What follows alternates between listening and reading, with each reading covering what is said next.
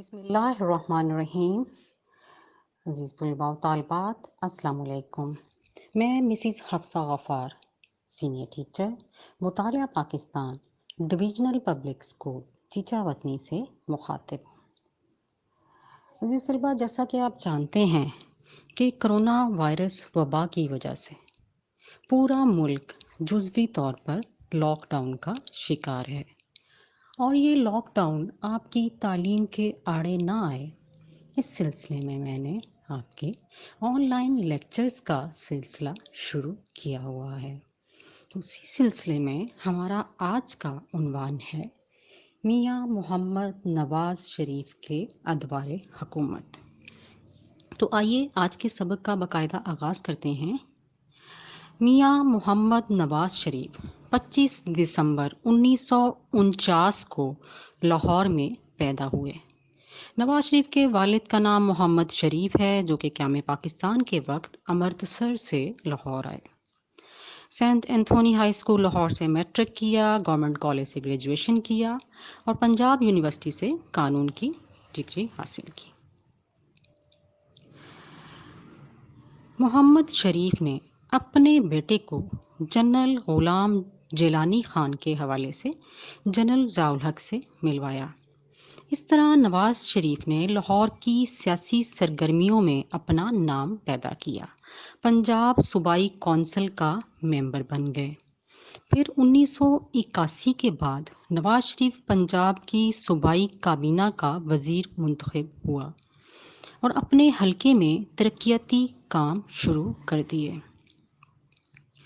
عزیز طلباء، 1988 میں جنرل ضیاء الحق نے اسمبلیاں توڑ دیں اور یہ نگران وزیر اعلیٰ پنجاب بن گیا، یعنی کہ میاں نواز شریف.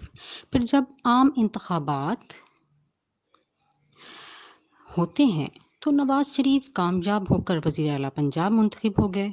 17 اگست 1988 میں جنرل ضیاء الحق، جو کہ میں پچھلے لیکچرز میں بتا چکی ہوں کہ ایک جہاز کے حادثے میں شہید ہو گئے تھے، تو لہٰذا پاکستان کی جو سیاسی میدان تھا اس میں ایک طغیانی پیدا ہو گئی. بلاخر 1990 کے عام انتخاب میں نواز شریف مسلم لیگ کے پلیٹ فارم سے کامیاب ہو کر پاکستان کے وزیر اعظم بن گئے. وزارت عظمیٰ کے بعد اس نے ملک بھر میں کرپشن کے خلاف کریک ڈاؤن کا نعرہ لگایا اور 1992 میں کراچی اور دیگر شہروں میں شر پسند رشوت خور اداروں کے خلاف قدرے کامیابی بھی حاصل کی.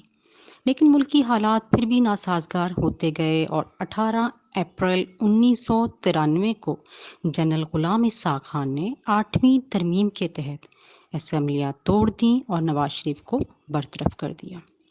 نواز شریف نے اپنے دور حکومت میں نجی اور سرکاری شعبوں میں کئی خاطر خواہ منصوبے ترتیب دیے. ان میں غازی بروتھا اور گوادر بندرگاہ جیسے منصوبے شامل ہیں. 1997 میں دوسری مرتبہ نواز شریف پاکستان پیپلز پارٹی کے مقابلے میں بھاری اکثریت سے کامیاب ہوئے اور پھر پاکستان کے وزیر اعظم منتخب ہو گئے، جبکہ پنجاب کے وزیر اعلیٰ ان کے بھائی میاں شہباز شریف تھے.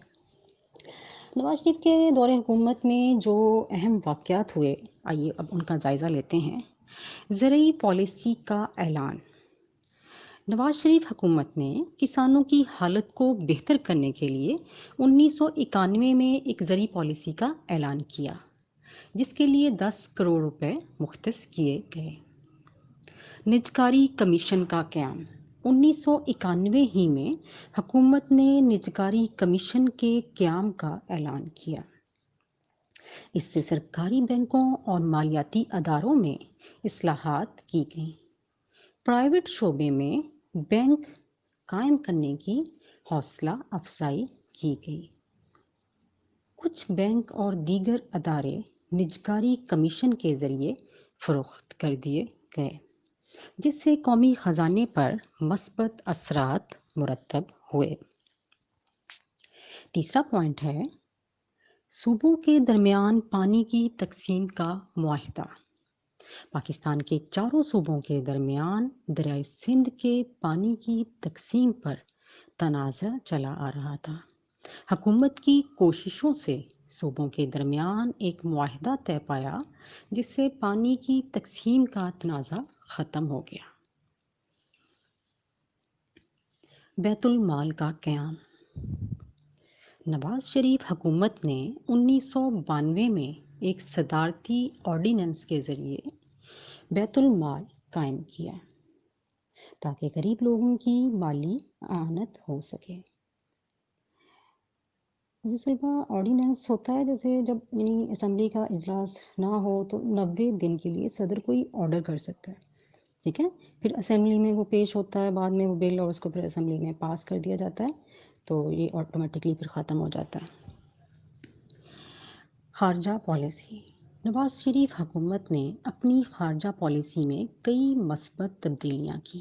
افغانستان میں قیام امن کے حوالے سے افغانستان کے مختلف لیڈروں سے مذاکرات کر کے قیام امن کی خاطر مختلف گروہوں میں صلح کروانے کی پالیسی جاری رکھی۔ مسئلہ کشمیر کے حل کے لیے بھارت کو باضابطہ دعوت دی گئی۔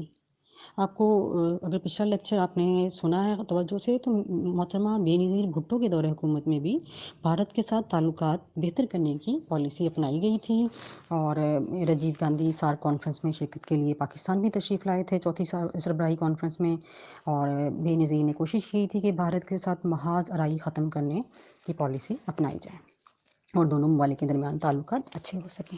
تو میاں نواز شریف کے دور میں بھی یہی ہوا کہ بھارت کو باضابطہ دعوت دی گئی مسئلہ کشمیر کو حل کرنے کے لیے، لیکن مذاکرات بامقصد نہ ہو سکے۔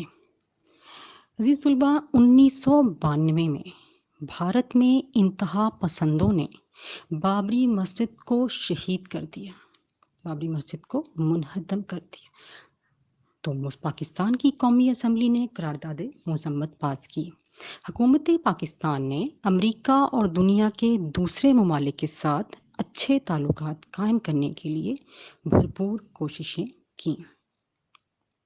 امریکہ نے عراق پر حملہ کیا تو حکومت پاکستان نے محتاط پالیسی اختیار کی۔ عوامی منصوبے۔ نواز شریف کے دور میں عوام کی فلاح و بہبود کے لیے تعمیر وطن پروگرام، خود روزگار اسکیم، موٹر وے پروجیکٹ اور یلو کیب اسکیم جیسے عوامی منصوبے شروع کیے جو کافی کامیاب ثابت ہوئے۔ نواز شریف حکومت کی برطرفی۔ اپریل 1993 میں صدر غلام اسحاق خان نے آئین کی دفعہ 58(2)B، اس کا ذکر عزیز طلباء آپ نے اگر تسلسل سے میرے لیکچرز کو سنا ہے تو اس کا ذکر بار بار آ رہا ہے، یعنی محترمہ بے نظیر بھٹو کے دونوں دفعہ برطرفی کی وجہ یہی 58(2)B آئین کی شک بنی، اور پھر میاں نواز شریف کی بھی پہلے دور حکومت میں غلام اسحاق خان اس وقت کے صدر مملکت نے نواز شریف کی حکومت کو اسی شک کا استعمال کرتے ہوئے برطرف کر دیا تھا، اور تقریباً 2.5 سال تک ان کا یہ دور حکومت رہا۔ مسٹر بلخ شیخ مزاری کو نگران وزیر اعظم بنا دیا گیا۔ مسلم لیگ نے صدر کے فیصلے کے خلاف سپریم کورٹ میں اپیل دائر کی۔ سپریم کورٹ نے صدر کے احکامات کو مسترد کرتے ہوئے میاں نواز شریف کی حکومت بحال کر دی، مگر صدر غلام اسحاق خان اور نواز شریف کے درمیان اختلافات شدت اختیار کر گئے، اور بالآخر نواز شریف نے جولائی 1993 کو وزارت عظمیٰ سے استعفیٰ دے دیا۔ صدر غلام اسحاق خان بھی صدارت سے مستعفی ہو گئے۔ معین قریشی نگران وزیر اعظم بنے اور نئے انتخابات کا اعلان کیا گیا۔